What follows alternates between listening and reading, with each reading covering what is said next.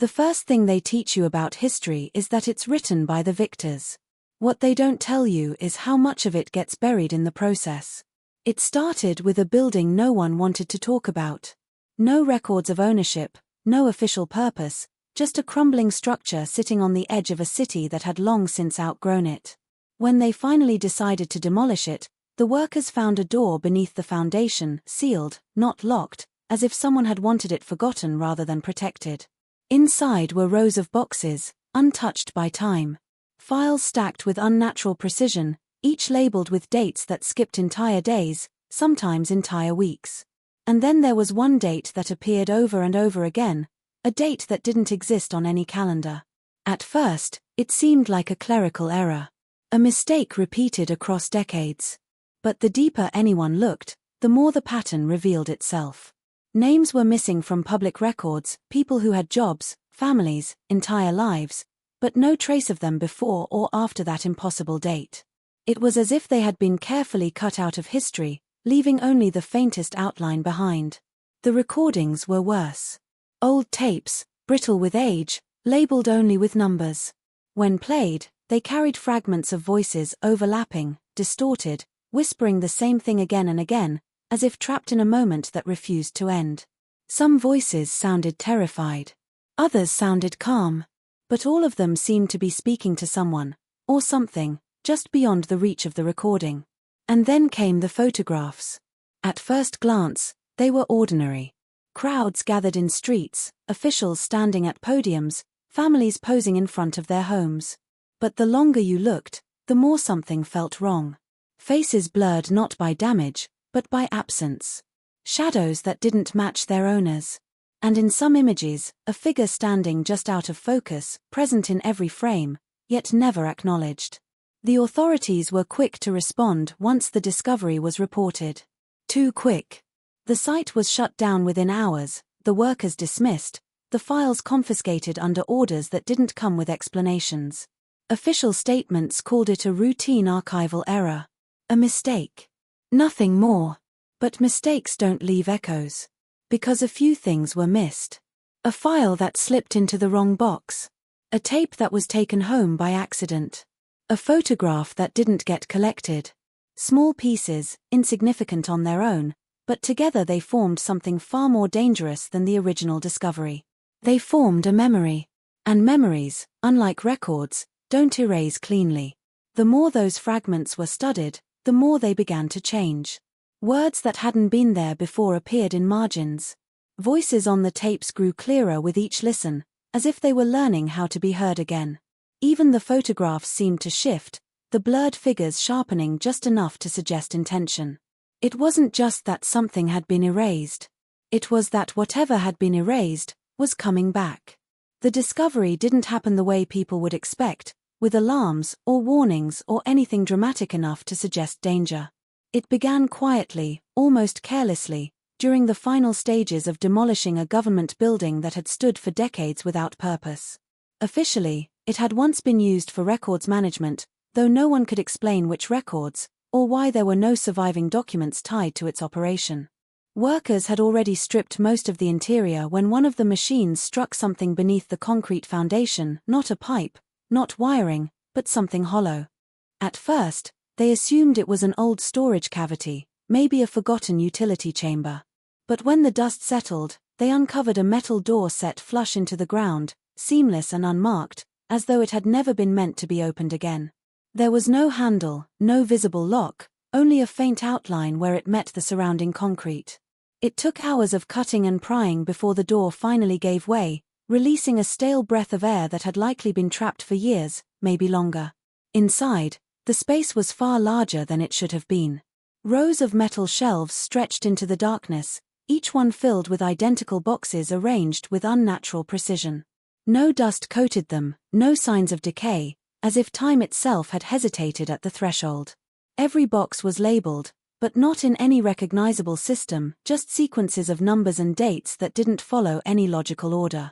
Some dates skipped forward without reason, others repeated in ways that made no sense, and a few didn't correspond to any calendar ever used. What unsettled the workers most wasn't the existence of the archive, but the feeling that it had been deliberately hidden, not abandoned. There were no signs of neglect, no evidence of gradual forgetting.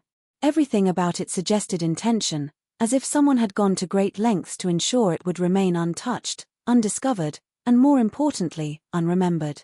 At first, the irregularities in the records were dismissed as clerical mistakes, inevitable flaws in a system that must have handled an overwhelming volume of information. But the more closely the files were examined, the harder it became to believe in coincidence. Each document carried subtle inconsistencies, names that appeared in one place and vanished in another, addresses that led nowhere, signatures that matched no known officials. It wasn't just messy record-keeping, it was something far more deliberate. The pattern began to reveal itself through repetition. Certain names surfaced again and again, attached to different files, different professions, different locations, as though a single identity had been scattered across multiple lives. Cross-referencing them against public databases yielded nothing. No birth certificates, no death records, no trace of existence outside these sealed documents. It was as if these people had lived entirely within a system that no longer acknowledged them. And then there was the date. It appeared quietly at first, tucked into margins, stamped onto forms, typed into headers. A date that didn't belong to any known calendar, one that seemed almost correct at a glance, yet impossible upon closer inspection. It repeated across decades of records, linking individuals who should have had no connection to one another. Entire files revolved around it, referencing events, transfers, and procedures that had no official explanation. Attempts to trace that date led nowhere. Digital archives rejected it, historical timelines skipped over it, and even handwritten logs seemed to bend around it, as if avoiding direct acknowledgement. But its presence was undeniable, threading through the documents like a hidden signature.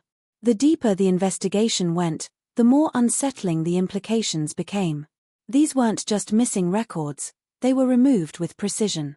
Lives had been edited, not erased completely, but altered just enough to leave behind fragments, ghosts of existence that pointed back to something that had been systematically cut out of history itself. The first anomaly was easy to ignore. A faint distortion in the audio of one of the recovered tapes, something that could be explained away as age or damage. But when the same distortion appeared again, at the exact same timestamp across different recordings, it stopped feeling accidental. The sound wasn't random. It was patterned, almost deliberate, like a voice trying to form words through layers of interference. As more tapes were played, the distortions grew clearer. Beneath the static, there were whispers overlapping, fragmented, speaking in tones that didn't quite belong to the present. Some sounded urgent, others eerily calm, but all of them carried a strange consistency, repeating phrases that weren't fully audible, yet somehow familiar. When the recordings were isolated and enhanced, certain words began to emerge, though never completely. It was as if something was speaking from a place just beyond comprehension, pushing against the limits of the medium. The photographs began to change next. At first, it was subtle details that didn't seem to match earlier observations. A shadow falling in the wrong direction, a figure standing slightly closer than before. Those who handled the images started noticing discrepancies between what they remembered and what was actually there. Faces that had once been blurred now appeared partially visible, though never clear enough to identify. And in nearly every photograph, there was something else, a presence that hadn't been noticed at first glance. It stood at the edges, half hidden by distance or obstruction, yet consistently positioned as if observing rather than participating. In some images, it appeared as a silhouette, in others, just a distortion in the light, but always there. What made it unsettling wasn't just its existence, but the growing sense that it had always been there and that it was only now allowing itself to be seen. Finding the survivor wasn't part of the plan. In fact, no one had even been looking for one. The assumption had always been the same: whatever had happened on that impossible date had been sealed, contained, and erased so completely that no living witness could remain. But that assumption began to fracture when a name, one of the many that shouldn't have existed, triggered a response in a system that wasn't supposed to recognize it. The lead was fragile, buried in an outdated registry that had long since been disconnected from any official network. The address linked to the name pointed to a remote, deteriorating property far from any populated area, the kind of place that avoided attention simply by existing outside the reach of anything modern. When they arrived, the house looked abandoned, its windows clouded, its structure sagging under the weight of neglect. But there were signs of life, subtle, deliberate, and recent. Inside, the air felt wrong. Not stale, not empty, but heavy, as if it carried something unseen. It took time before they found the occupant, hidden in a back room where light barely reached. The survivor was older than expected, though not in any way that made sense. Their appearance suggested age, but their eyes carried something far more distant, something that didn't align with the years they should have lived. At first, they refused to speak. Not out of fear, but out of certainty, as if silence was the only thing keeping something at bay. When they finally did respond, it wasn't to answer questions, but to ask one of their own: how much had already been uncovered? There was no relief in their voice, no gratitude for being found, only a quiet, growing dread. They spoke of the date without naming it, describing it instead as a moment that didn't pass, a fracture where time had folded in on itself.